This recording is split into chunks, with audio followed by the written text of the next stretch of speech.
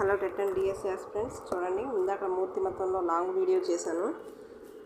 ఈ బుక్ నుంచి రెండు గ్యాదర్ చేసి నేనైతే మీకు నోట్స్ అయితే క్లియర్గా ఇచ్చాను.